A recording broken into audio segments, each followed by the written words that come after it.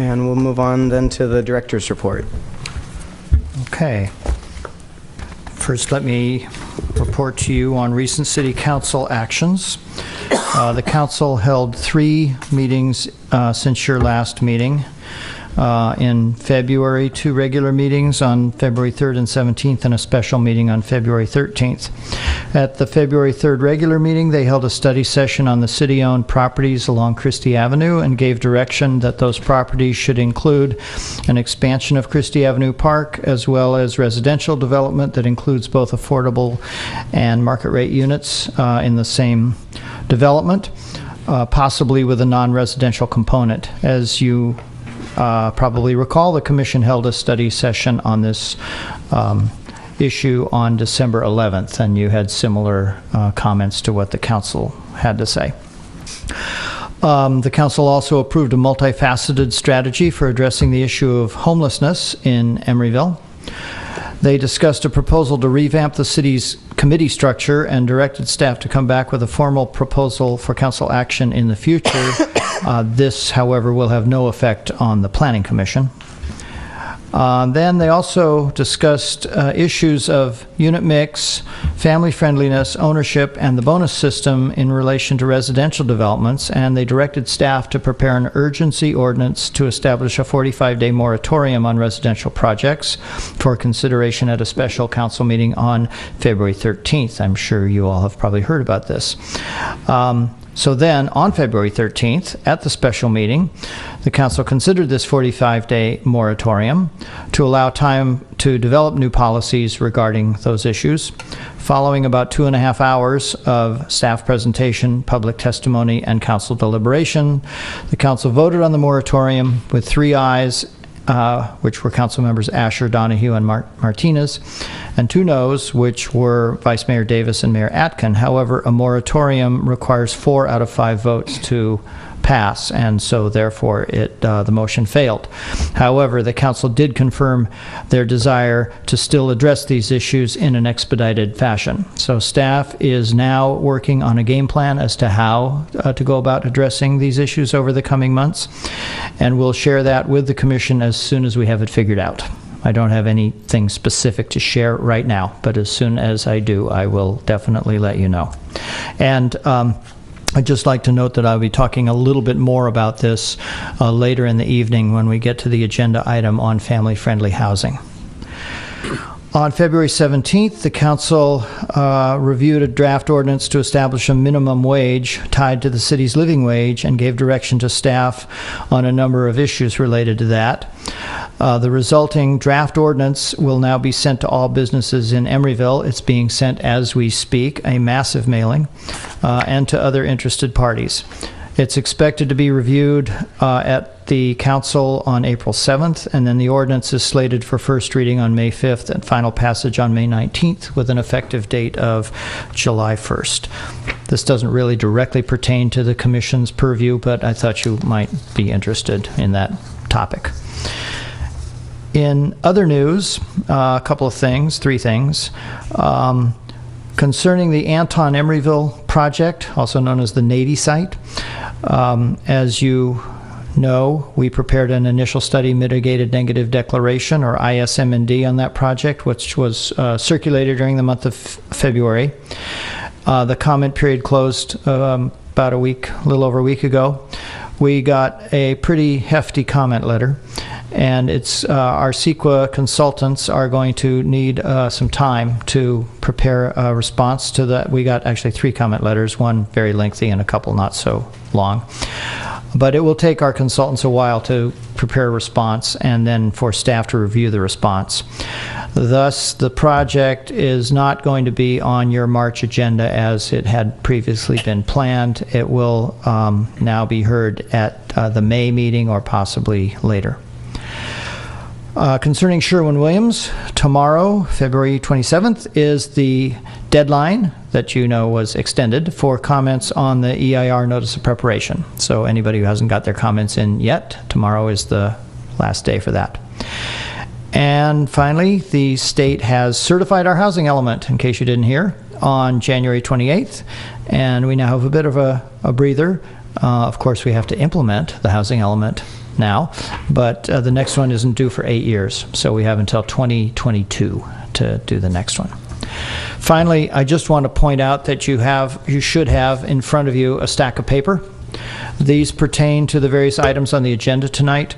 I believe they only pertain to 2 of the items, LaPorte School and the Christie Avenue Park, but I just want to explain what they are because some of them are sort of mixed together.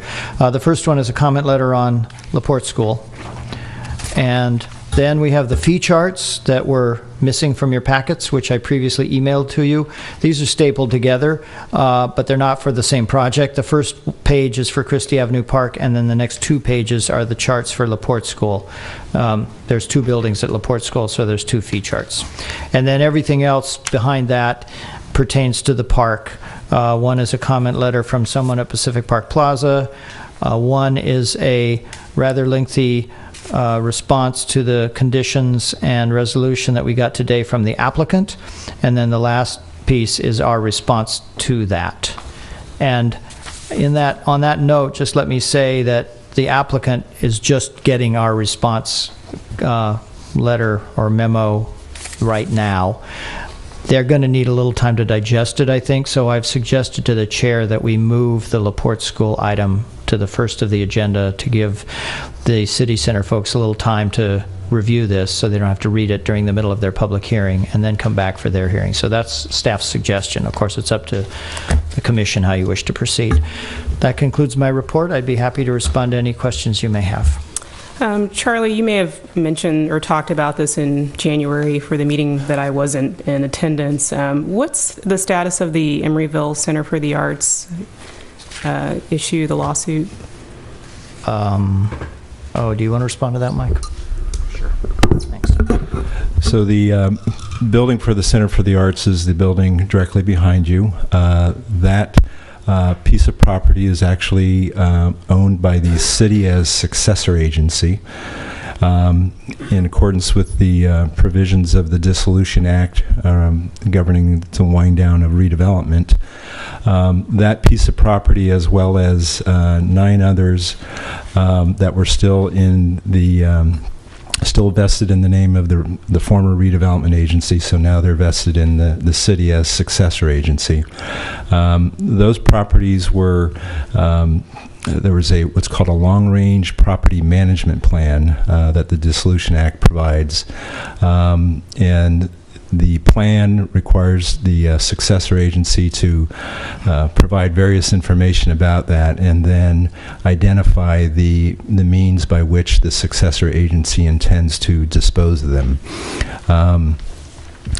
Roughly 7 other properties were intended to be transferred to the city for some public governmental use, including the building for the Arts Center. That was obviously going to be, it was identified to be used as an Arts Center.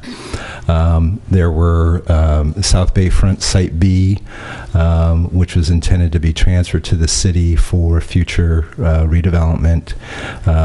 And then the other parcel is there's a vacant lot just south of Marriott on that side of Shellmound Street. That's a very small triangular piece of property. There's a billboard on it. Actually, the billboard is not on that parcel. It's its own separate parcel. But anyway, it's a vacant parcel that was intended to be sold. In any event, we submitted our plan to the Department of Finance. They denied the plan on 2 bases. One was that the what is called the Glass House parking garage. That parcel was intended to be transferred to the city for governmental use, public parking, as it is now. The Department of Finance has taken the position that parking garages are not a governmental use. And then the second issue related to South Bayfront Site B, they maintain that the city, upon receipt of the property and when it disposes of the property, would be required to enter into a compensation agreement with other taxing entities that are receive taxes from property taxes from properties in Emeryville. Our reading of the law is that is not required. So the City Council and the successor agency, they authorize the city attorney to file a lawsuit challenging that, and we filed that lawsuit lawsuit was filed in early part of this month. We have a hearing date in June 19th, and we will go from there. In the meantime, the law does not allow, or at least the Department of Finance's interpretation of the law doesn't allow them to allow other parcels that aren't at issue in the plan to be transferred. We've asked that question, and they've said no. So at this point, this piece of property and all the others are in limbo pending the resolution of this lawsuit filed by the city.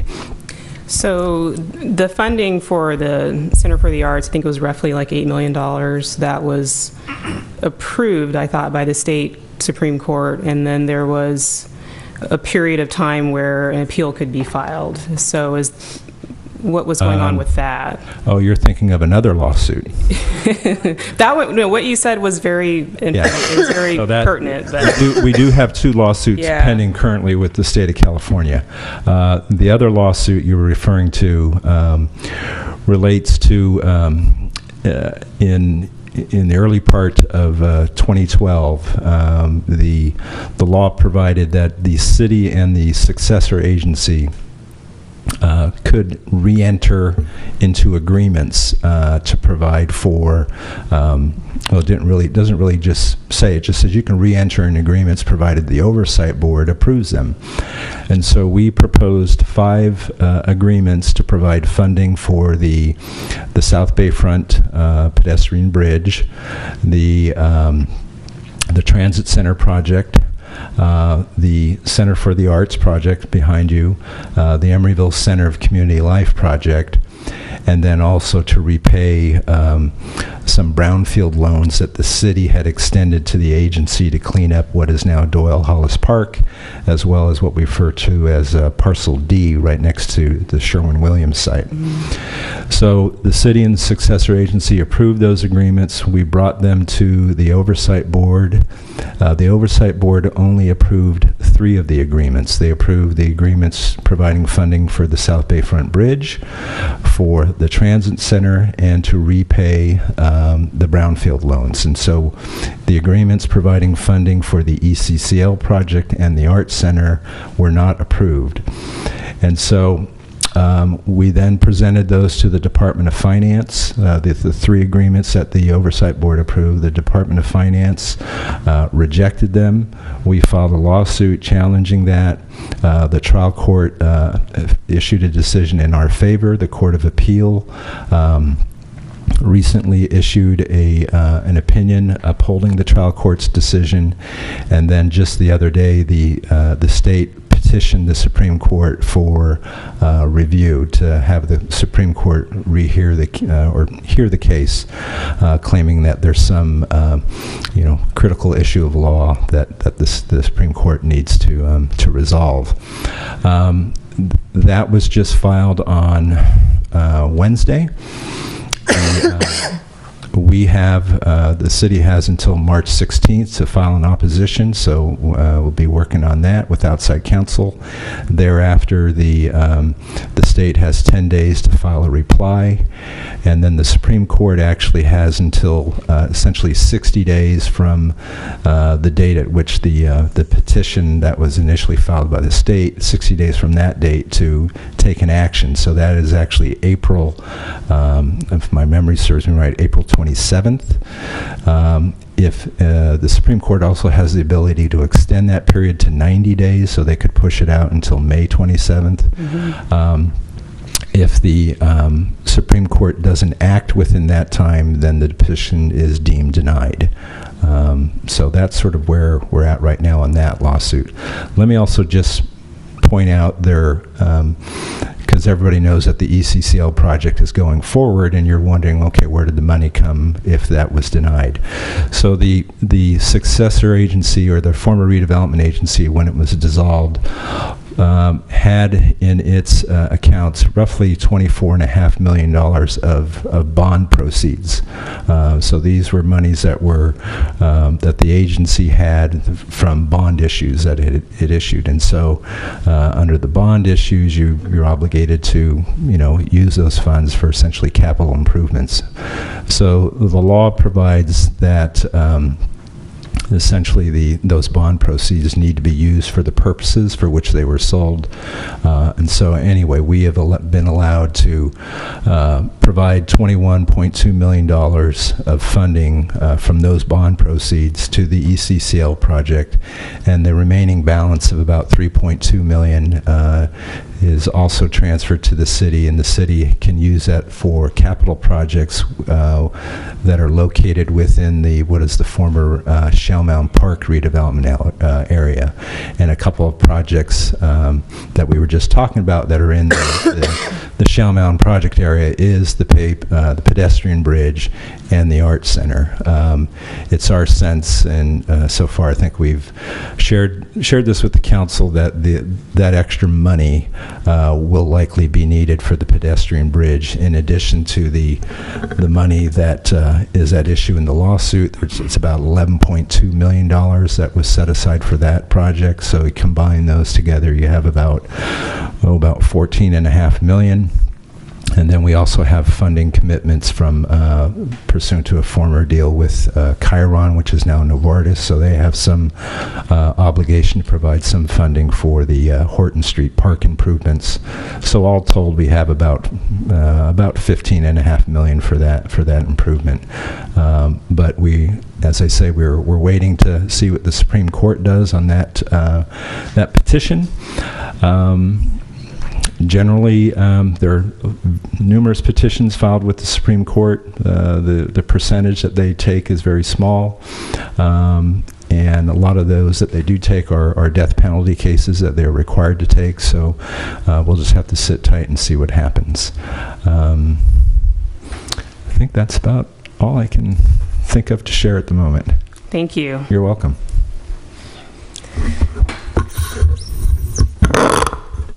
Any further questions for staff? Thank you.